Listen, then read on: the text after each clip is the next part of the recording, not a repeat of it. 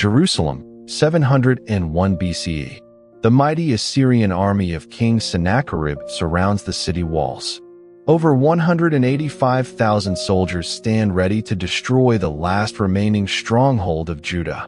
Inside, King Hezekiah and his people wait in terror, praying for deliverance from what seems like certain doom. Have you ever wondered what it feels like to face impossible odds, with destruction at your doorstep, only to witness an extraordinary, unexpected deliverance? The inhabitants of Jerusalem lived this very experience. As morning broke, the Judeans peered over their walls to find something impossible.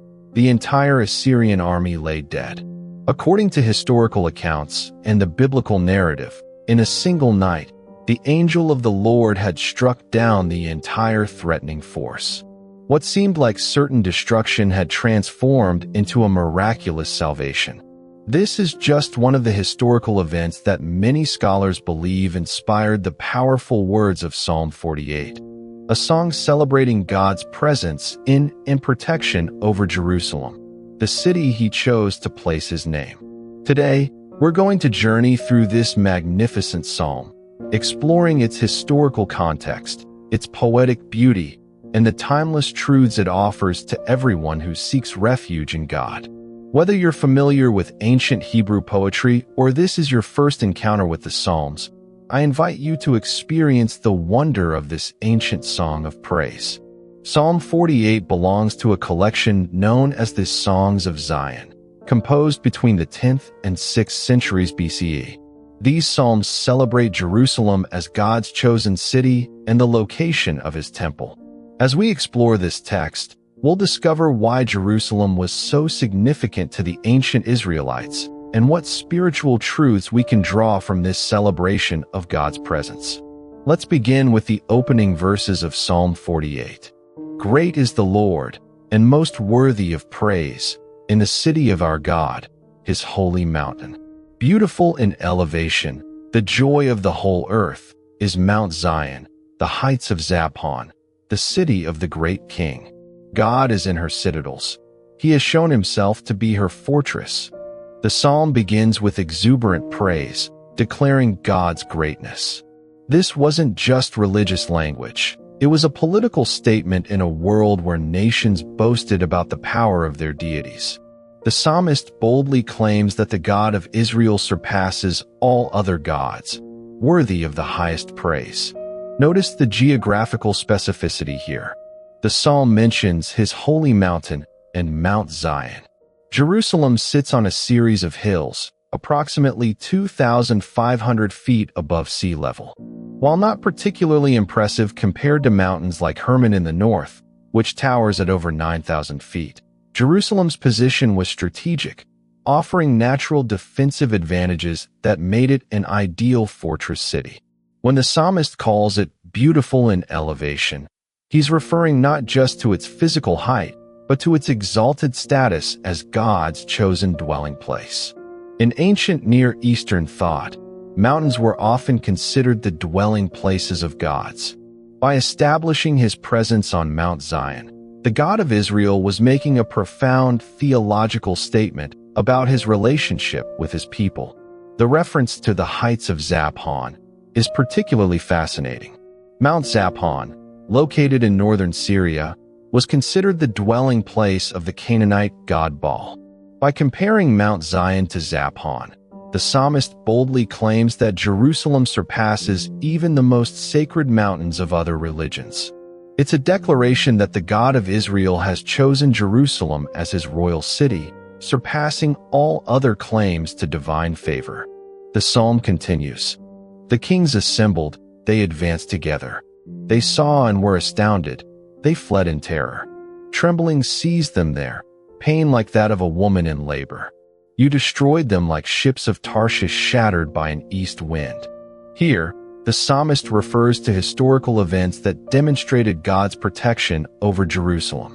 While the specific event isn't named, many scholars believe this refers to the miraculous deliverance from Sennacherib's Assyrian army in 701 BCE, which I mentioned earlier. This event is documented not only in the biblical record, 2 Kings 19, Isaiah 37, and 2 Chronicles 32, but also in Assyrian records. The Assyrian Empire was the dominant superpower of the 8th century BCE, having conquered numerous kingdoms, including the northern kingdom of Israel, in 722 BCE. When King Hezekiah of Judah rebelled against Assyrian control, Sennacherib launched a massive campaign against Judah, capturing 46 cities before surrounding Jerusalem. According to the Assyrian account, found on the Taylor Prism, now in the British Museum, Sennacherib claimed to have shut up Hezekiah like a bird in a cage. However, the siege ended abruptly with the Assyrian army's retreat, which the biblical account attributes to divine intervention. The psalmist describes this with vivid imagery. Kings assembled and advanced together, only to be seized with trembling and pain like that of a woman in labor. This birth imagery is significant. It suggests that something new was being born through this terrifying experience. From the chaos of threatened destruction came the reaffirmation of God's protection over his city. The comparison to ships of Tarshish shattered by an east wind evokes the image of the most impressive vessels of that era, the large trading ships that sailed to Tarshish, possibly in modern Spain, being destroyed by powerful eastern winds. These winds were particularly feared in the Mediterranean, known for causing shipwrecks. The metaphor powerfully captures how even the mightiest human powers can be suddenly overwhelmed by divine intervention. The psalm continues with a reflection on this divine protection. As we have heard, so we have seen in the city of the Lord Almighty, in the city of our God. God makes her secure forever. This verse reveals something important about the psalm's function. The phrase, as we have heard, so we have seen, indicates that the community had stories of God's protection passed down through generations, and now they had witnessed similar divine intervention themselves. This created a powerful connection between past and present, reinforcing their faith in God's continued protection. The statement, God makes her secure forever, wasn't just poetic hyperbole. It expressed the theological understanding that God had chosen Jerusalem as his dwelling place, establishing a covenant with David that his dynasty would endure forever. 2 Samuel 7. This belief gave the Israelites confidence even in the face of powerful enemies. The psalmist continues, "Within your temple, O God, we meditate on your unfailing love. Like your name, O God, your praise reaches to the ends of the earth. Your right hand is filled with righteousness.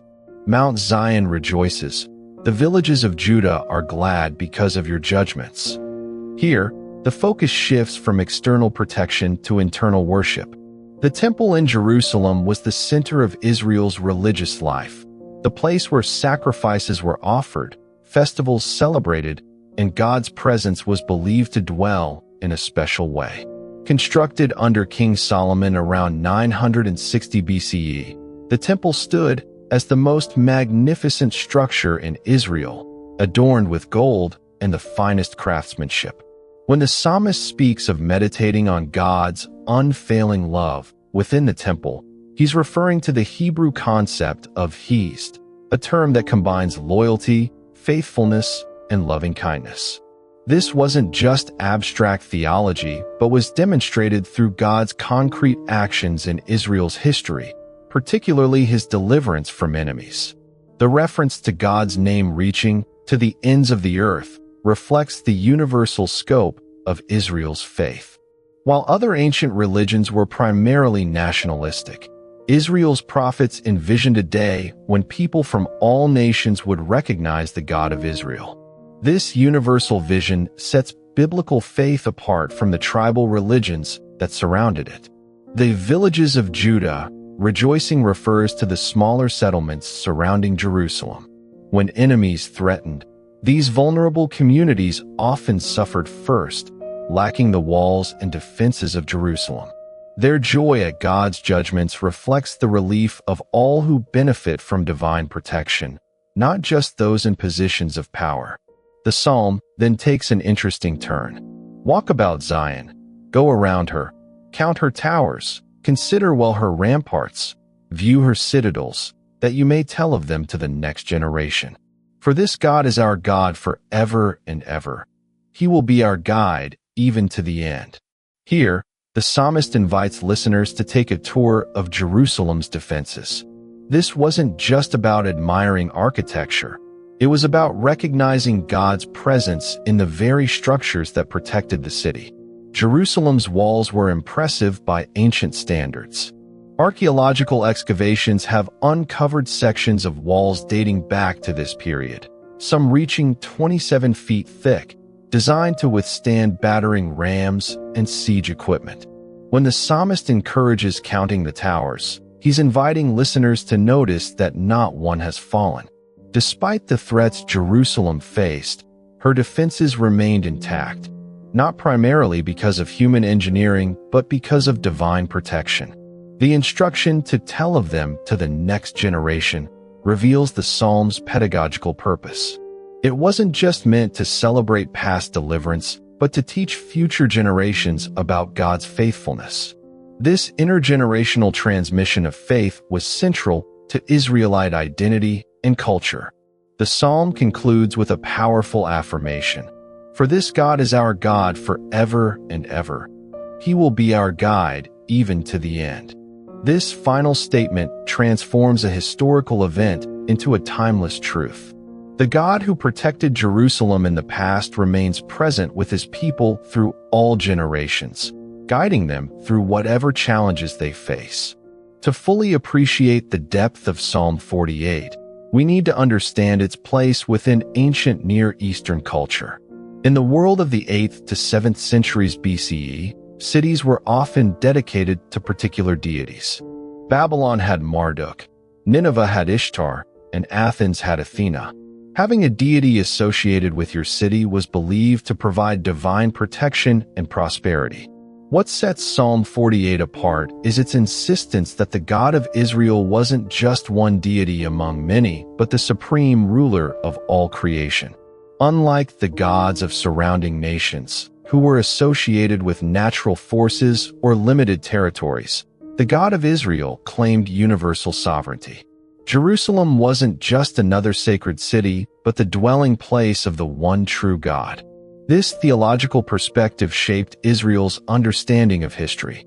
When Jerusalem was delivered from Sennacherib's army, it wasn't just a fortunate turn of events, but a confirmation of God's special relationship with the city. The psalmist sees divine purpose in historical events, interpreting them through the lens of covenant relationship. It's worth noting that this psalm's confidence in Jerusalem's security might seem problematic to modern readers who know that Jerusalem eventually fell to the Babylonians in 586 BC. How can we reconcile this apparent contradiction? Understanding the literary nature of the psalm helps resolve this tension. Psalm 48 isn't making an unconditional promise of political security, but expressing theological truth through poetic language. The city's ultimate security rests not in its physical walls, but in the presence of God with his people, a presence that transcends physical structures. Indeed, when the prophets addressed Jerusalem's fall, they interpreted it not as God's failure to protect his city, but as a consequence of the people's failure to remain faithful to the covenant. The prophets insisted that God's relationship with his people continued even in exile, and that he would eventually restore them to the land. This theological perspective allows us to understand Psalm 48 not as a failed prediction, but as an expression of a deeper truth. God's faithfulness to his people transcends political circumstances. The forever of the psalm refers not to the physical city's political autonomy, but to God's enduring commitment to his covenant people. Let's now explore some of the literary features that make Psalm 48 such a powerful piece of poetry. The psalm employs several devices common in Hebrew poetry, including parallelism, vivid imagery, and strategic repetition. Parallelism, the practice of expressing similar ideas in different words across successive lines, appears throughout the psalm. For example, "Great is the Lord, and most worthy of praise," pairs God's greatness with his worthiness of praise. Similarly, in the city of our God, his holy mountain presents the same location from two perspectives, as a city and as a mountain. The psalm also employs vivid imagery that engages multiple senses. We see the beautiful elevation of Mount Zion, feel the trembling that seizes the enemy kings, and hear their cries of pain, like that of a woman in labor. This sensory language helps listeners not just understand but experience the events being described. Strategic repetition reinforces key themes. The word city appears multiple times, emphasizing Jerusalem's importance. The phrase, "This God is our God," in the final verse provides a powerful summation, bringing the psalm's theological reflection back to personal relationship. The structure of the psalm also deserves attention. It begins with praise, verses 1 to 3, moves to historical reflection, verses 4 to 8, transitions to temple worship, verses 9 to 11, and concludes with an invitation to witness and proclaim God's faithfulness, verses 12 to 14. This movement from praise to reflection to commitment follows a pattern common in worship, guiding the community through a complete spiritual experience. While Psalm 48 was written for an ancient Israelite audience, its themes continue to resonate across cultures and centuries. Let's explore some of the timeless truths it offers. First, the psalm speaks to our human need for security. In a world filled with threats ranging from natural disasters to human violence, we all seek protection. The psalmist reminds us that ultimate security comes not from physical defenses, but from divine presence. Whether we face personal trials or collective challenges, the psalm invites us to trust in God's protecting care. Second, Psalm 48 addresses our need for identity and belonging. For ancient Israelites, Jerusalem wasn't just a city, but a symbol of their relationship with God. Similarly, we all seek places and communities where we belong. The psalm invites us to find our identity not primarily in physical locations, but in relationship with the divine. Third, the psalm speaks to our responsibility to future generations. The instruction to tell of them to the next generation reminds us that faith isn't just about personal experience, but about passing on wisdom to those who follow us. In a world focused on immediate gratification, Psalm 48 calls us to a longer view, considering how our actions and beliefs will impact those who come after us. Fourth, the psalm addresses the reality of collective trauma and triumph. The reference to Jerusalem's deliverance from attacking kings wasn't just about individual salvation, but about community preservation. In a world where communities continue to face threats and challenges, Psalm 48 offers a model for collective processing of both trauma and deliverance. Finally, Psalm 48 speaks to our need for transcendent worship. The reference to meditating on God's unfailing love within the temple reminds us that worship isn't just about ritual observance, but about connecting with divine love. In a culture that often reduces spirituality to self-help techniques, the psalm calls us back to worship centered on God's character and actions. To fully appreciate Psalm 48, it helps to understand how it has been interpreted and applied throughout history. Jewish tradition incorporated this psalm into regular worship, particularly during festivals celebrating Jerusalem. It became especially significant after the destruction of the Second Temple in 70 CE, when it served as a reminder of God's enduring commitment despite the loss of the physical temple. In Christian tradition, Psalm 48 has often been interpreted as pointing toward the New Jerusalem, described in Revelation 21-22. Early Christian writers saw in the Psalm's description of Zion a foreshadowing of the heavenly city where God will dwell with his people eternally. The psalm has also inspired countless works of art, music, and literature. Composers from medieval times to the present have set its words to music. Artists have depicted the beautiful elevation of Zion in paintings and sculptures. Writers have drawn on its imagery of divine protection to describe God's care in various circumstances. Perhaps most significantly, Psalm 48 has provided comfort and hope during times of crisis throughout history. During the Babylonian exile, it reminded the Jewish people that God's commitment transcended the physical temple. During periods of persecution, it assured believers that God remained present even when earthly security failed. During times of war and natural disaster, it has offered a vision of divine protection that transcends physical circumstances. As we conclude our exploration of Psalm 48, let's reflect on how we might apply its wisdom to our lives today. First, we can embrace the Psalm's invitation to praise.